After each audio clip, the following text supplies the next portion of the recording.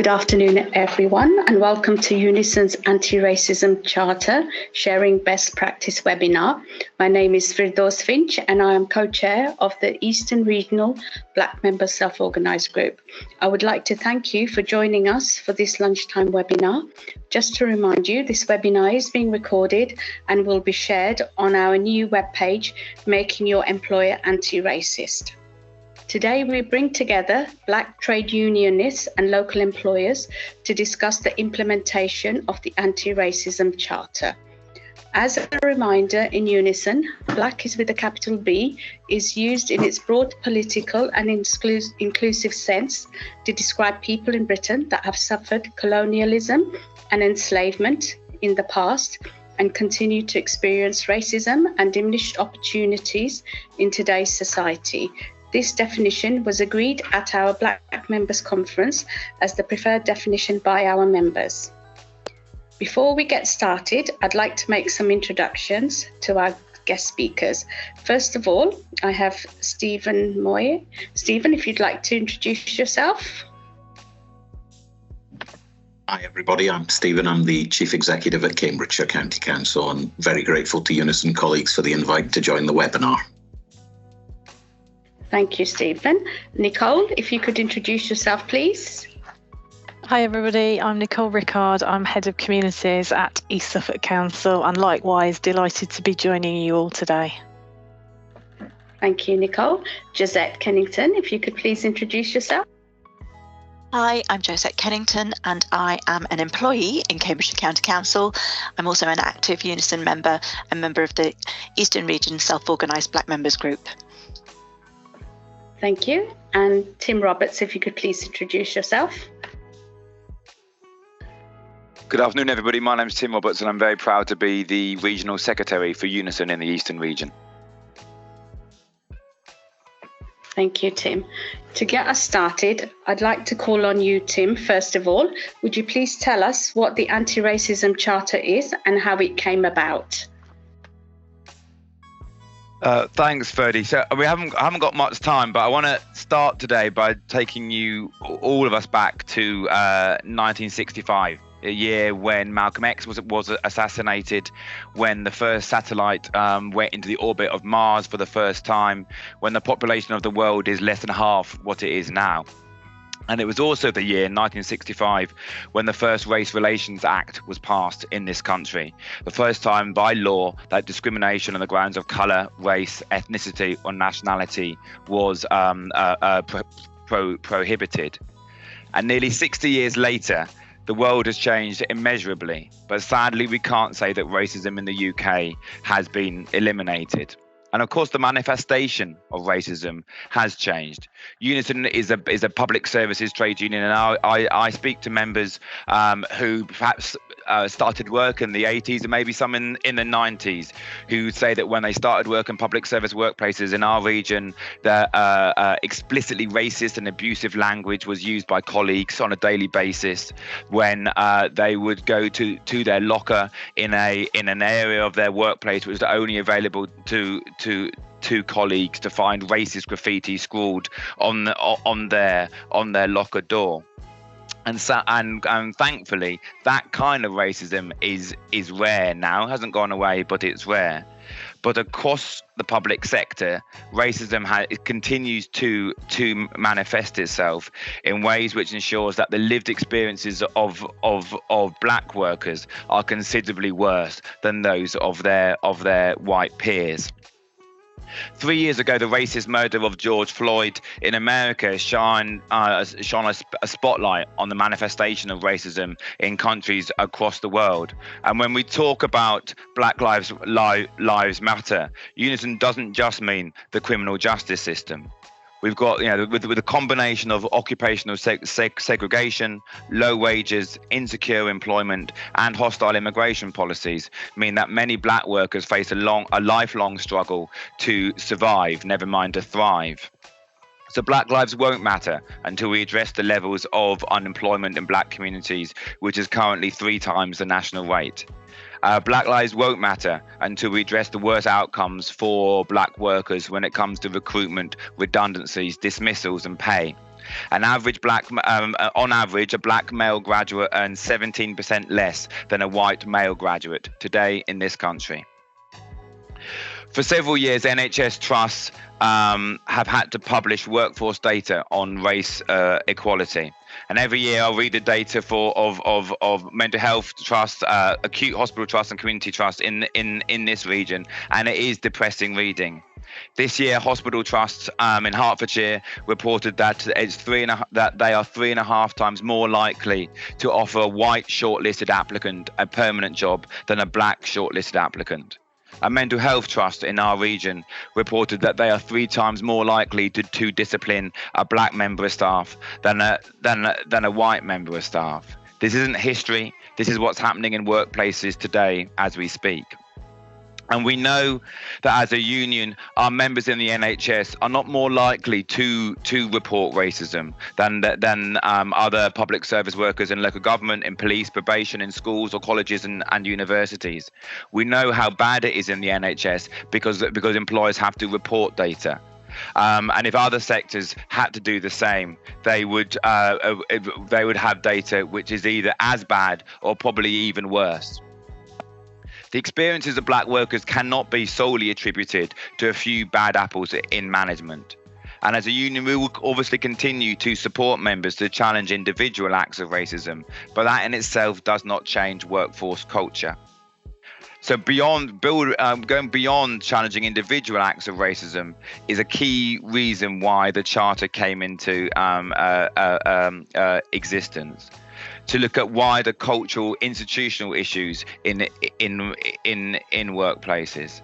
So at the beginning of last year, UNISON's own Black Staff Network in the Eastern region met with Firdos and other senior black activists that we have to discuss and agree a different approach to shift discussions with employers onto anti-racism. And that's where the idea of the Charter came about. And by signing the Charter, employers agreed to work with us, black workers within each employer, to deliver on a range of commitments to bring change in their workplaces. And the Charter, which I hope you've all seen, covers a number of key areas. What senior leaders need to say and do to demonstrate that they are the champions of a diverse workforce, and that they do challenge racism. That the organisation has to have a strategy to deliver change. That equality auditing processes have to occur, looking at recruitment, disciplinary and grievances, and crucially, not just auditing those processes, but then agreeing an action plan to address the discrepancies and the worst outcomes when and where they are identified. To have robust equality training for managers, to have anti-racism training for all staff, to record and publish the ethnicity pay gap information, and again have an action plan to address that, even if it's not a statutory requirement, and also to ensure that they have a mechanism for the reporting of racist incidents. And importantly, the work in each employer will be guided by their own black staff, black trade union members within their employment who know exactly what the key issues are and where the problems occur. The great Martin Luther King talked about the fierce urgency of now, and that was a long time ago. And that urgency is even fiercer and burns brighter today. And UNISON's anti-racism charter provides an excellent framework for employers to focus and make progress quickly. Thanks, Ferdy. Thank you, Tim. My next question is for Stephen. On the day of signing the Anti-Racism Charter, I believe you said this was the most important document you'd signed in your role as Chief Executive. Granted, you'd not been in the post long at the time, but what was it about the Charter that you felt this was something Cambridgeshire County Council wanted to be part of? Thanks, Ferdy. I mean, the question's a really important one. Why is it so important? Because, well, I'll start with the obvious. It's about doing the right thing. It was also about recognising that we need to go on quite a significant change as an organisation in terms of our culture. So some of the things Tim's just been talking about, some of the institutional behaviours, some of our approach to equality, diversity and inclusion in the broadest sense, and particularly listening to the lived experience of Black colleagues across the council. I recognised that we needed to make some changes, but really importantly, and Josette obviously is somebody I know well through her work with our equalities network in Cambridgeshire County Council, actually having an equalities network, or in our case, our ideal network, our inclusion, diversity and equality for all network, having listened to the feedback from our ideal network, met with members of the network at an early stage in my appointment, I just wanted to be really clear about our commitment to improving the outcomes for our organisation and the people in it. But really importantly, it's that shift from being non-racist to being anti-racist. And that, for me, is what the Charter is fundamentally about. Lots of organisations and lots of chief executives, I can say this because I've worked with some of them, they'll give out platitudes, they'll make the right statements, they'll say the right things, but it's that fundamental requirement. The Charter requires you to not just sign up to the Charter, but then you've got to take the commitments in the Charter into action. Now, I know we've not made as much progress as I would like to make, and I can give lots of excuses for that, but you know what? I'm not going to. I'm just going to say the Charter still as important today to me as when I signed it in May 2022 on behalf of the Council. There's a hell of a lot for us to do, but I think being anti-racist, both within our organisation, within our population, is about showing true leadership and demonstrating real inclusion. So for me, the Charter embodies all of the things I want us to be as a county council, but really importantly, I want to try and help our communities to become anti-racist as well, because listening to the experience of our colleagues, this isn't just about what happens in our organisation, it's what they experience every single day from the people they provide services for, and I just think that's unacceptable. So for me, it remains as important today as it was when I signed up to it. Hopefully that helps answer the question. Thank you. Thank you very much, Stephen. My next question is for Nicole. Many of our Black colleagues have informed us that when reporting incidences of racism to their employers, they are being directed to the Health and Safety Incident Report form, usually used for near misses, trips and slips, that this makes them feel that their employer doesn't really understand the insidious nature of racism. I see from East Suffolk's tracker that you have adopted a more understanding approach. Would you tell us something about that? Yeah, thank you, Chair. So I think what we've tried to do in East Suffolk and what the signing up to the Charter has helped us to do is look at lots of our policies. So we've recently reviewed our dignity at work policy, and that's one of the areas that this fits into. So I was just going to read the opening statement from that, and that says East Suffolk Council is committed to ensuring equal opportunities and fair treatment in the workplace for all its staff and creating a working environment where everyone is treated with dignity and respect, free of discrimination, harassment, bullying or victimisation of any kind, whether by employees, elected members, customers or contractors.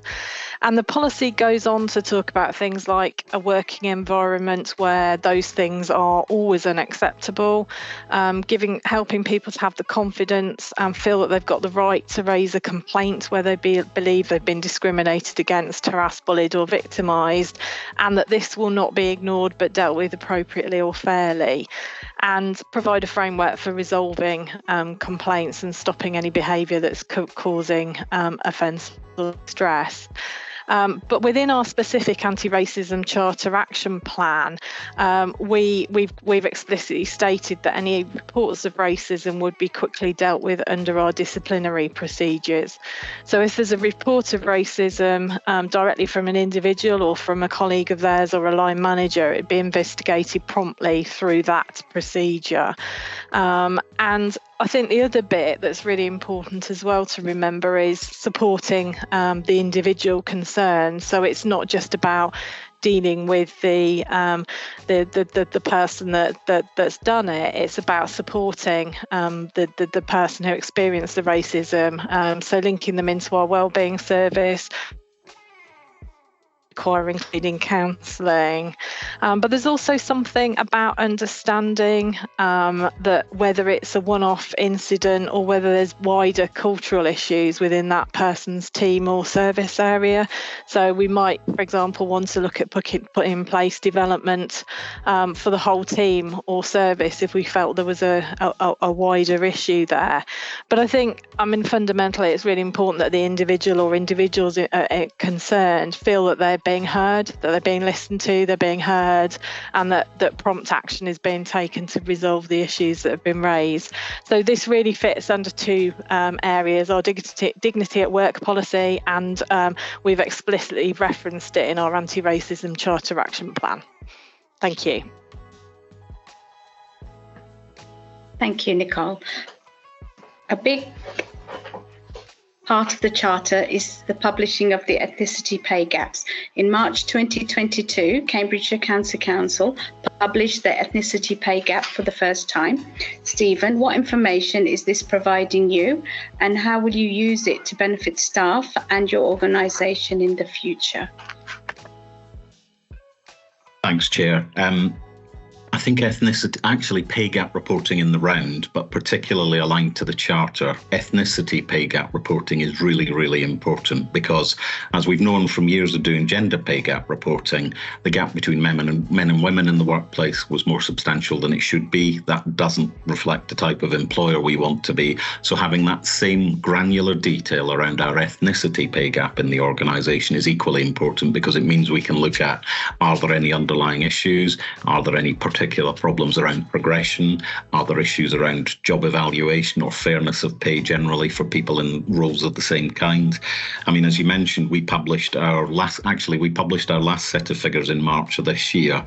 Our mean ethnicity pay gap is around 3.1% in Cambridgeshire County Council, and the median's about 6.2%. That's still too high as far as I'm concerned. That means there is clearly a difference. So that means on average 52 pence per hour for colleagues of black origin or other ethnic heritage, 52 pence an hour less than a colleague from a white background. So that's really not acceptable in my book. So we have to use that information to understand it, to interrogate it, and then look at what we can do to better close that gap. One of the things that's really important, and I guess it's the opportunity to highlight this, and one of the things I've been really pleased to get the support from our ideal colleague network around is, of course, the data is only as good as the quality of information it's drawn from. So we have to start, first of all, with, do we understand the composition of the people that work in our organisation? Have people chosen to declare their diversity characteristics, which is confidentially held, so that we can report against it?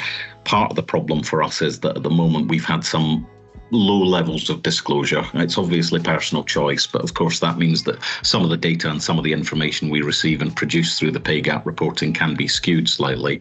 That's not to underestimate the importance of the issue and the fact that there is clearly a pay gap within our workforce that we need to address.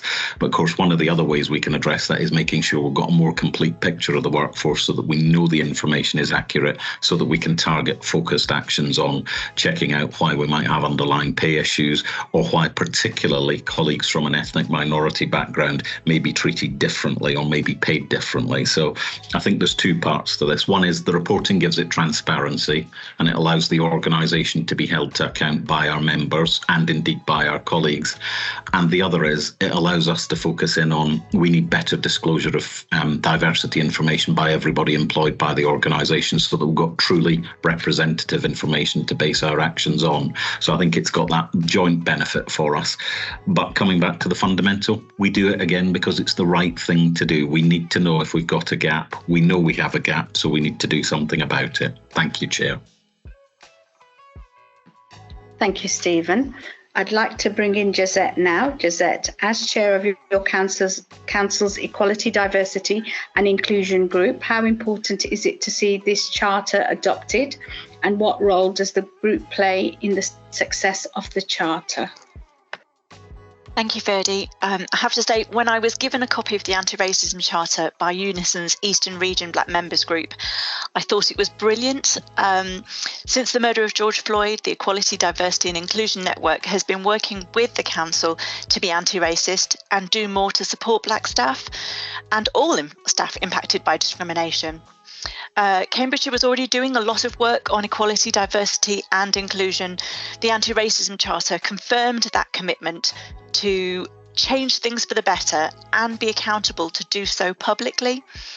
The Equality, Diversity and Inclusion Network that you've heard Stephen refer to as IDEAL suggested we needed a corporate EDI team to support the organisation in implementing change, and this has been created. So we have a dedicated team to work with on supporting the organisation to implement and create change and to track progress.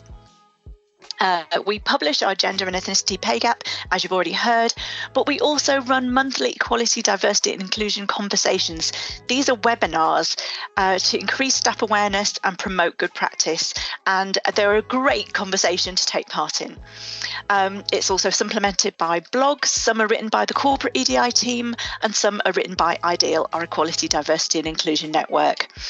We also have network members who sit on panels for recruiting senior leaders within the organisation, and that's to ensure that there's diversity in the panel membership.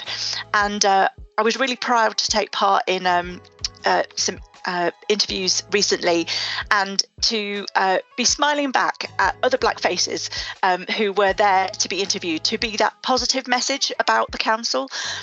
Cambridgeshire has developed equality, diversity and inclusion training that's tailored to our organisation. So there are different modules and each builds on the previous one to create a much more nuanced approach.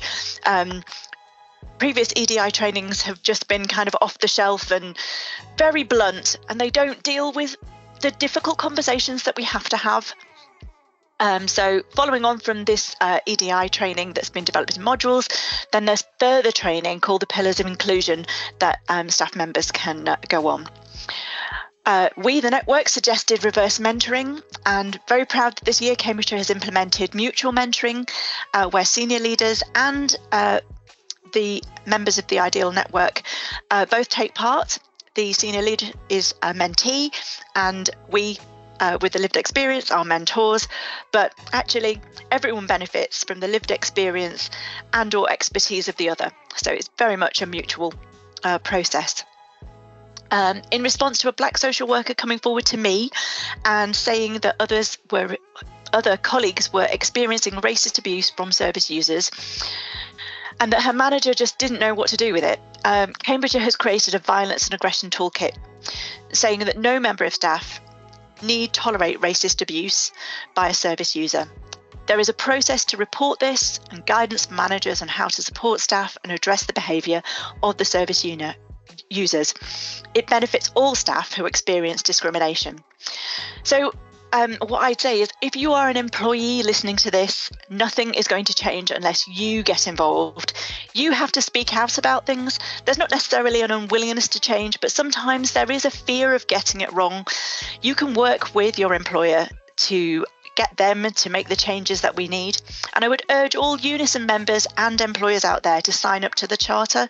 Work with your employee equality diversity networks to increase the momentum of implementing anti-racist practice. Thank you, Josette. Our penultimate question is for Nicole. Both Cambridgeshire County Council and East Suffolk Council have put a lot of emphasis on introducing new training packages with a specific emphasis on educating senior management staff and even councillors. The aim being to educate people around unconscious bias, white privilege, looking at things from a different perspective. How important is education in changing minds and attitudes, and how is this helping your organisation become anti-racist? Thank you. I think education is absolutely key, really important to changing attitudes and increasing understanding.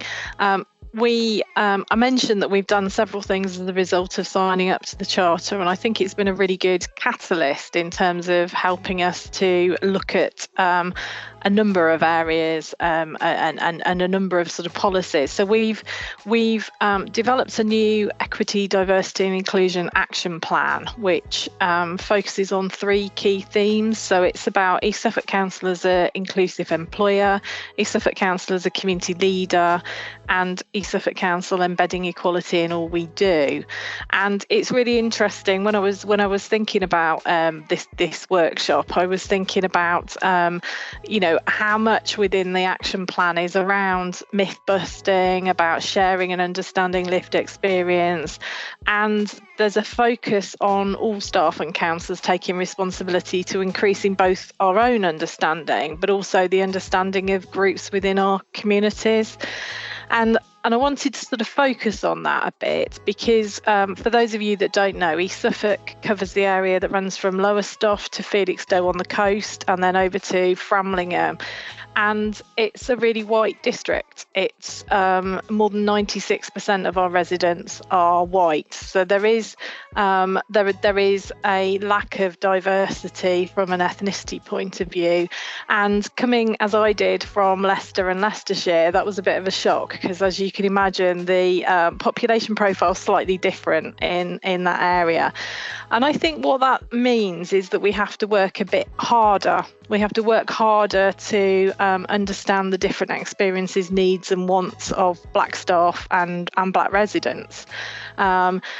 And I think the challenge for our population is that there's very little support infrastructure for different communities. So people either tend to travel to Ipswich or Norwich, and in a district as big as ours, that can be a real challenge. And I think we've identified some particular challenges for staff and members of the population with multiple protected characteristics. So, for example, somebody who's Black, LGBTQ+, and has a disability. Training's really key, and that's something else that we've been reviewing. We offer face-to-face training to staff with a local trainer called Gulshan Kayambi, and we've been working with her for a long time. The course continues to get excellent feedback, but we meet with her regularly to review back and update the content, and we've tried to make that a very safe space for people to ask some of the questions that they might not want to do in other settings. So, for example, we encouraged her to talk about white privilege and Black Lives Matter, and almost stimulate questions from the participants in the course that they had an opportunity to ask the things that were on their mind. We also offer a range of e-learning modules, so they include things like as well as the core equality and diversity modules, things like unconscious bias, the uncomfortable truth, which is race focused, and a range of other courses which I won't go through.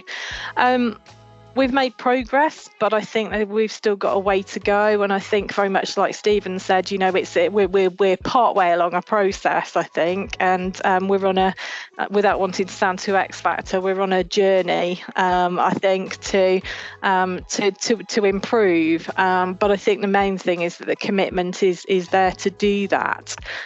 I'd personally really like to increase attendance of both councillors and staff at our face-to-face training courses, and looking at other ways to reach staff and councillors as part of a couple of workshops, which in fact Tim Roberts came and spoke at the first one about the charter, as he's done this morning. We've had 2 staff workshops which have been really just about increasing awareness of the whole inclusion, diversity and equality agenda, and we've had some really good levels of interest from staff at all levels of the organisation, including the strategic management team, which has been great.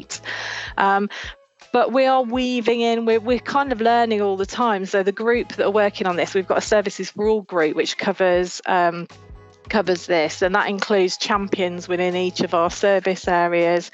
And so one of the things we've been looking at and we've been weaving into our new action plan is around allyship, and so it's about trying to ensure that we're fulfilling the 4 ways that staff can be a better ally in the workplace, and so as a sponsor, as an amplifier, as an upstander, and as a confidant. So that's something we've started looking at and starting to think about the actions that we've got in our action plan, and about how we can make sure that we are fulfilling those roles.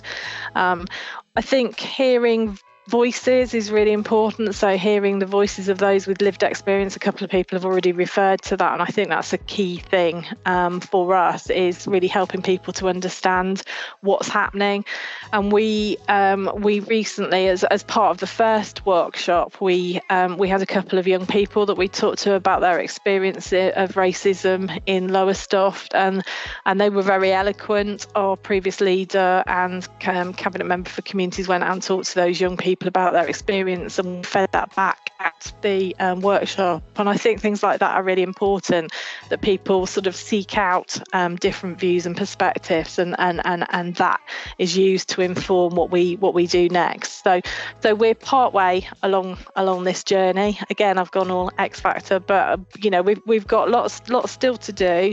But I think we've started, and we're starting to make some really good progress. And I think what's really positive is that the ambition is there from both councillors and all levels of staff. Thank you. Thank you, Nicole. My last question is to you all. What does it mean to you to be anti-racist? So if I could ask Stephen first, please. Okay, thanks, Ferdy. So what do I think being anti-racist means? Well, first of all, on a very personal level, it means actually being prepared to oppose racism in all its forms. It means being prepared to identify racism, oppose it. It's actively and consciously practicing anti-racist practice, both as a leader, but just as an individual colleague within my organisation and as a citizen. I've worked in the NHS, I've worked in policing, I've worked in local government. Racism and racial inequalities exist throughout society and throughout employers. And the starting point for that has to be an acknowledgement that it does exist and you can do something about it, irrespective of the role you occupy. Part of it is also recognising that I've got the benefit of white privilege, both in terms of the opportunities I've had in life and now in the role I occupy in a county council. So being prepared to use that role to actively promote anti-racist practice and commit my organisation to being anti-racist by signing up to the UNISON Charter is one of the steps I can take. Josette talked about some of the other things we do as an organisation. So it's not just about me saying the right things, it's also about me actively practicing anti-racism. So I undertake mutual mentoring as one of the senior leaders in our organisation. I have a mentee who actually supports me, challenges me, and makes me reflect on my own practice and my own behaviour. I make sure that we constantly focus on equality, diversity and inclusion in the broadest sense, but particularly anti-racist practice with our small but beautifully formed ED&I team that Josette also mentioned. I think 2 of them are actually on the call today. I'm sure I saw Faye and Zoe's names ping up in the chat bar at one point. The reality for me, though, is anti-racism is, Nicole, I think we talked about a bit of a journey here. This is recognising that you never stop when you're being anti-racist. There isn't a start point and an end point. It's an ongoing journey because racism, in my experience, homophobia, in my experience, and other forms of discrimination, in my experience, pop up in different ways at different times. So it's that constant commitment, it's that continuous learning, and it's that really deep sense of wanting to challenge your own behaviour and your own practice. So, for example, I recently attended a session with other chief executives, and I first heard about the term global majority through that session. So I'm still on a learning journey as much as anybody else is. And if global majority is not a term you're familiar with, that's obviously reflecting 85% of the global population of the world who are actually from non-white backgrounds. And I think it just starts to shift your thinking, your own behaviour and your practice. But I guess the key thing is the difference about being anti-racist is doing something. Being non-racist is just sitting on the sidelines for me. So we often talk about bystanders. Well, as far as I'm concerned, to be anti-racist, you have to be a real upstander. And that's what I think it's important for me to do as an individual. Thank you. Thank you, Stephen. Nicole, if you could tell us, what does it mean to you to be anti-racist? Okay, thank you. Well, I won't. I'm some of the things I was going to say. Stephen's already said, so I won't kind of repeat everything. But I think, it won't have escaped the attention of everybody on the call that I've also got the benefit of white privilege, and I completely echo Stephen's points about it's about how we use our roles and opportunities, and I guess returning to that allyship model and really using our opportunities to move from being passive to being active, and trying to ensure that everybody within our organisations is anti-racist, not just passively non-racist, I think is really important. And I think that's something that we'd like to do much more work around, because I think that's key. And I think the Charter has really resonated with lots of people. I think it's really helped people to understand that it's about taking it a step further, and that it's not enough just to be not racist, that we would like all of our staff and councillors to be anti-racist. And I think we've made some subtle changes. So, for example, this agenda used to report into a subgroup of our corporate leadership team. Now we take everything through to the whole corporate leadership team when it meets together, because we felt that was really important, because actually everybody on that leadership team needs to be having these conversations and hearing messages. So, for example, the feedback from the second workshop that we had on Friday will go back to our full corporate leadership team, and I think our action plan, like the one for Cambridgeshire, identifies a whole range of actions that can push us forward, but it is about continually learning and understanding and proactively seeking out people's views, but also being vocal, making sure that people's voices are heard and respected. It's about challenging wrongdoing, but it's also about creating a safe space, and quite a lot in our action plan is about creating a safe space for people to raise issues and things that have happened. And it kind of reverts back to my answer to the previous question about if there is racism, what happens. It's about being proactive and responsive in terms of dealing with that. Thank you. Thank you, Nicole. Next, Josette, what does it mean to you to be anti-racist? Thank you, Ferdy. Being anti-racist requires action. That's what I think is really important. It requires action on my part to actively challenge racism in language, attitudes, established systems, processes, and it requires me to educate myself as well.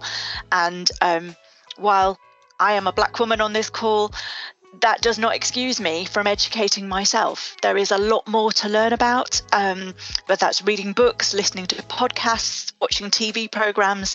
There's a wide variety of media out there from which you can learn. And, I would urge people to take the opportunity and learn more. It will help you understand the lived experience of others. And I say, Stephen said earlier on, it's about doing the right thing, and it's very much, I think, being anti-racist is about doing the right thing. I like that Nicole also mentioned allyship. I think things you can do in order to use your white privilege are recognising that people are, I have to say, I very rarely hear direct racist comments to me, because that is not what racists do. They do not have conversations. They do not come out and say that directly to my face. Therefore, I need you. I need you, the people with the white privilege who hear the comments, to actually do something about that. I can't challenge what I don't hear about. Sometimes when I'm in meetings, I have a feeling that what is happening is not right. But as the only Black person in a meeting, I can't necessarily do anything about that. And so actually, if you feel something too, then, I require you to be active and to ask with kindness whether, what was happening, or to challenge with kindness and to be supportive. So yeah, being anti-racist definitely requires action. That's my key point. Thank you, Josette. Tim, what does it mean to you to be anti-racist?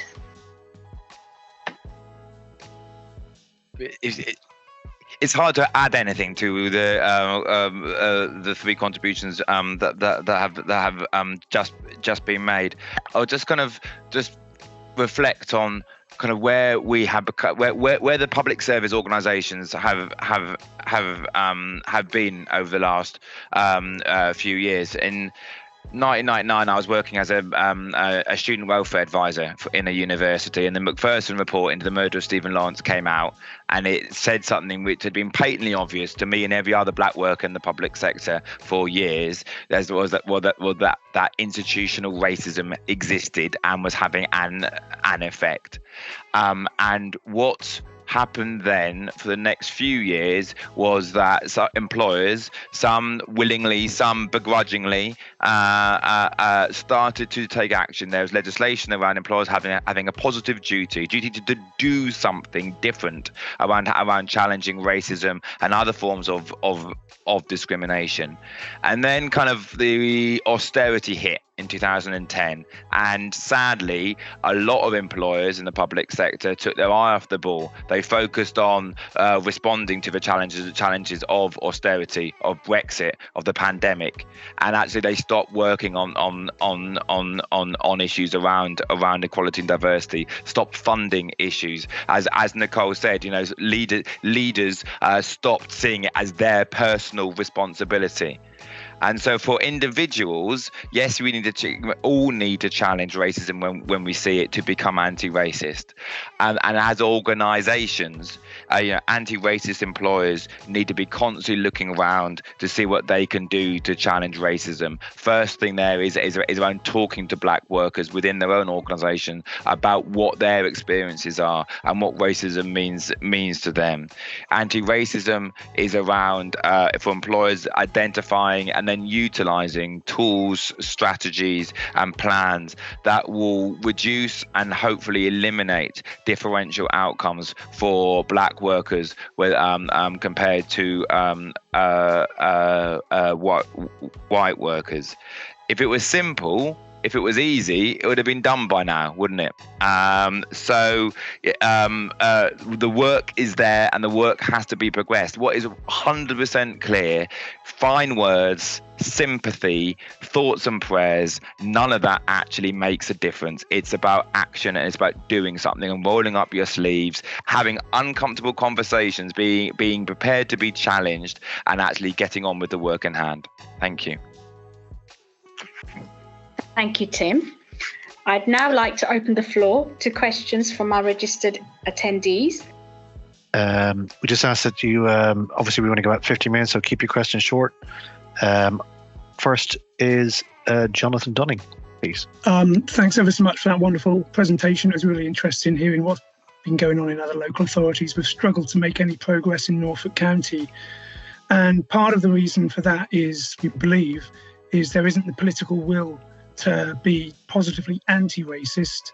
Our Tory administration are happy to not condone racism, but to be anti-racist is a step too far, it seems, for them. So I wonder if East Suffolk or Cambridgeshire County had similar problems, and if so, how they overcame them. Thank you. Stephen, would you like to answer that? Yeah, I'll start, and then I'm sure Nicole will probably have a perspective from East Suffolk as well. Thanks, Alex, and thanks for the question. Cambridgeshire County Council is led by a political administration of Liberal Democrats, Labour and 3 independent councillors, so we have a different political complexion in our administration. I have to say that when I talked about the fact that I wanted to sign us up to the UNISON Anti-Racist Charter, actually it was just overwhelming support from our administration. One of the things that we didn't touch on when either Josette or I were talking about some of the work we're doing in Cambridgeshire, we actually report to our members in our Staffing and Appeals Committee. I report to our members in our Staffing and Appeals Committee on a whole range of progress, so they receive the gender pay report, the ethnicity pay gap report. They also receive our regular workforce profile report. So I think it's that classic bit around having politicians that are absolutely focused on being more inclusive, on being fairer. And actually, the way they articulate their administration for this council is about creating a greener, fairer, more caring Cambridgeshire. So actually signing up to the anti-racist charter for us is absolutely in line with the political vision that our 61 councillors as a collective have signed up to. Now, I appreciate different political parties might have different stances on that.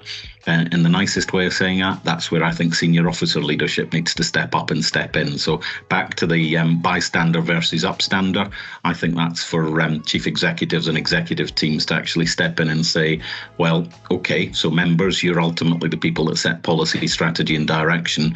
But in my case, as the head of paid service with responsibility for all of the staff in this organisation, I think I've got a duty to do the right thing, coming back to that phrase. So I would say that this is actually a decision that, whilst it's related to our workforce, it's also aligned to our equality, diversity and inclusion strategy, which we've recently had approved through full council. So for me, it wasn't a challenge in that sense. The one thing I wanted to reflect, if I may, very briefly, is just Tim's point. I actually think austerity and Brexit made things worse, not just in terms of councils or other public sector bodies rolling back from efforts around equality, diversity and inclusion. I used to work for Cambridgeshire 15 years ago before I came back as chief executive. We were actually making some really positive progress around diversity and inclusion then. Guess what happened? The 10 years I was away, it all stopped. It rolled back until probably just before the pandemic. And then colleagues like Josette and our ED&I team were the ones that were really pushing this, but they weren't getting the traction from senior leaders in the organisation that they needed and they deserved. I'd like to think we've changed, and that continues to be a commitment. But from a political perspective, if your politicians are bystanders, then that's when your senior officers need to step up and step in, would be my view. Thank you. And just to add to that very quickly from an East Suffolk perspective, so we actually signed up to the anti-racism charter under a Conservative administration, our previous Conservative administration, and our previous leader was a real champion for this agenda and came and spoke at our first workshop that we had. And you know, I'm very fortunate in that commitment has continued since the elections in May. So we're now a Green, Liberal Democrat, Independent Alliance-led authority, and the politicians have got a real commitment to tackling inequalities, and this obviously fits, you know, within their agenda and within their priorities. So I think I've been fortunate in that under both administrations this is seen as a priority. But so yeah, I'm conscious you've got lots of hands, so I won't say any more than that. Thank you very much. Cassia Nice, please. Hi, thank you. My question is, how will you ensure that NHS leaders, so executives, are fully embracing this and leading the change? And also, how is impact going to be measured? Tim, can I give that one to you, please? Thank you. I mean, the conversations which our activists, our black activists, have had in all of the organisations that have signed up to it, you know, they are really clear. You know, it is for the organisation to deliver. So we can't ensure that senior leadership is able to deliver. But what we're really clear about is that once you make that commitment to do this work, we will hold your feet to the fire. Yeah, we will work with you positively and in a spirit of partnership. We'll give you our advice, our encouragement. We will provide appropriate challenge. But ultimately, it's for the organisations that if they want to make the difference, then they have to do the work. And so far, we have not just on the contributions that we've heard today. You know, we had a really big local authority and a smaller local authority, but also today, but also organisations in different sectors are prepared to do the hard work. Under each, the charter is broad ranging, and I think it's naive to suggest that any employer would be able to make speedy progress on on every single factor, every single element of that charter. So it's for the black workers and the trade union reps within each employer to work with the employer to identify which are the priorities and what success looks like. What are the metrics of success? And the metrics of success around recruitment in an NHS organisation might be different around the metrics of success around disciplinary in a small district on the authority. So it depends on the local factors, but there does very clearly need to be an identification of what the metrics of success are for each employer, and that ensure that isn't just reported to some equality and diversity subgroup of some wider committee, that actually that report goes to the senior leaders within the organisation. Thank you, Tim. Next is Celia, please. Hi, good afternoon. My question and request is to Josette. I was really interested in hearing about the violence and aggression policy and process that you have in your organisation, because for anyone working within EDI, we know that tends to be the area, the understanding and the education and awareness always does tend to be a blocker, and it is one of the areas that does exacerbate issues around racism where we're working with in frontline, and if managers do not understand how to address or how to deal with it. I've seen some poor, and I've experienced some poor behaviours in the past, but it's not down to being complicit, but the lack of understanding or education or confidence with dealing with it. So I'd like to know how, briefly, how you came to put this together and what kind of support, and if possible, is there anywhere I could go to look at what you've done so that we could look at doing something similar in our organisation? Okay, so thank you, Celia. The Violence and Aggression Toolkit came as a result of a really brave member of staff coming forward. It was unfortunately the case that they had decided that they were going to leave, so that they felt they could come forward. I should say they weren't leaving just because of what they'd experienced. They were leaving after complete exhaustion following on from COVID, and qualifying. So they just felt they needed a rest anyway. A Violence and Aggression Toolkit is it's a clear policy explaining that violence, aggression, discrimination, etc. will not be tolerated. It has a set of tools, so it talks managers through that. And it's not wanting to embarrass the Cambridgeshire County Council, but it's not the complete 100% thing done yet, but it is a great start. So yes, we do need training in place for managers to go alongside that, but we have created the toolkit. We have said we have created the documents that say that we won't tolerate it.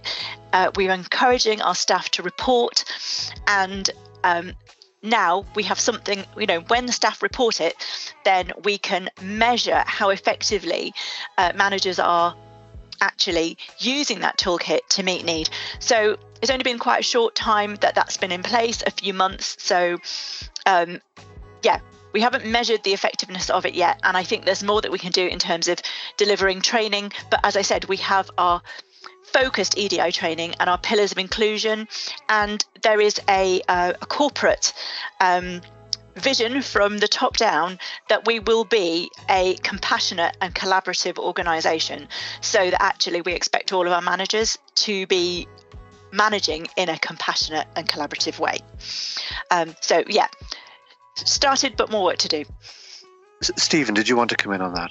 I saw your hand go up. Yeah, thanks, Alex. Very briefly, Celia, thank you so much for the question. I mean, obviously, we're very happy to share the guidance with you outside the meeting. That's something we'd be delighted to do. I think Josette's given you a really good overview of where it's up to. What I can say is it's been used in practice. So I know we had a colleague on the front line in social work who received racist abuse and inappropriate behaviour from service users, as a consequence of which we not only had it reported, we then took action. We told the service users we were going to withdraw the service from them if they didn't amend their behaviours.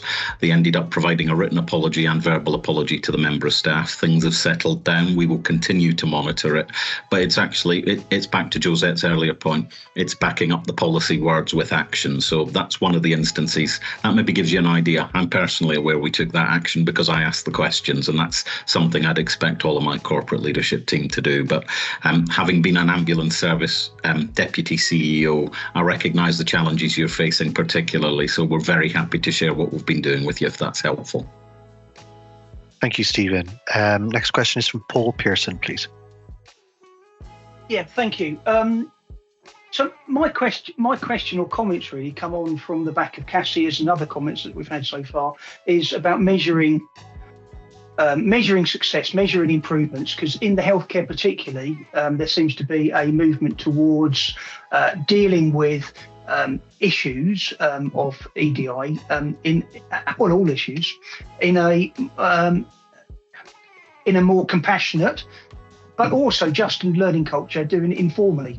So when you're working at quite a high level, resolving issues informally, my concern is lots of this information will not be reported on because it's being worked at quite a high level.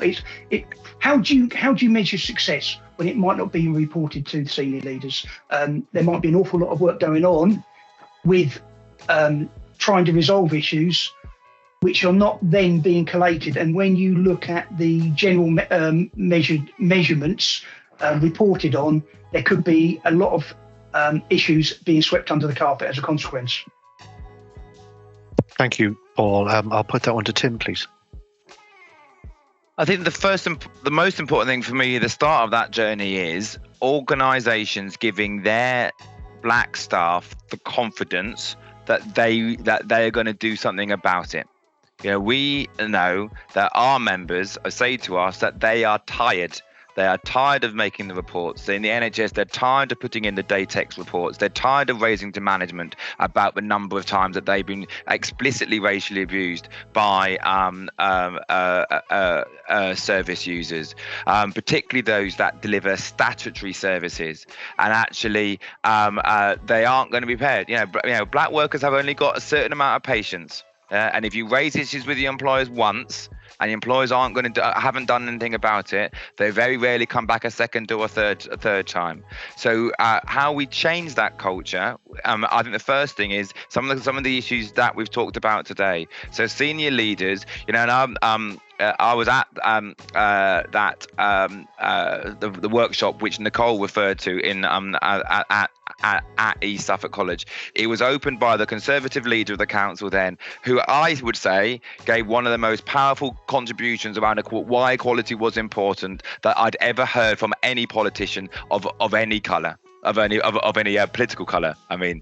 So it's when the leadership comes out and says, give us your, you know, we are going to make a change here, and then once they've made that commitment to their staff, they then have to then translate those words into action, and they have to say to demonstrate that they are going to change, demonstrate to public service workers, even if they do deliver a statutory function, that they will protect their health and welfare, that they will protect them from racism.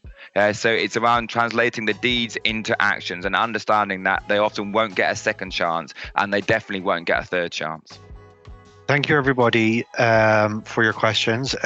It's 1 minute to the end of the webinar. I don't think we're going to get to answer all the questions, so I've opened up the chat box. If you want to post your questions in the chat box, we'll record them and get back to you on that. Thank you, Chair. Back to you. Thank you, Alex. So I'd like to thank our guest speakers, Stephen, Nicole, Josette and Tim. Thank you for sharing your best practice. I hope you all found that inspiring. I know I certainly did. I'd also like to thank Alex as well for helping with the questions from the attendees. And we'll endeavour to respond to all unanswered questions to attendees in a follow-up email.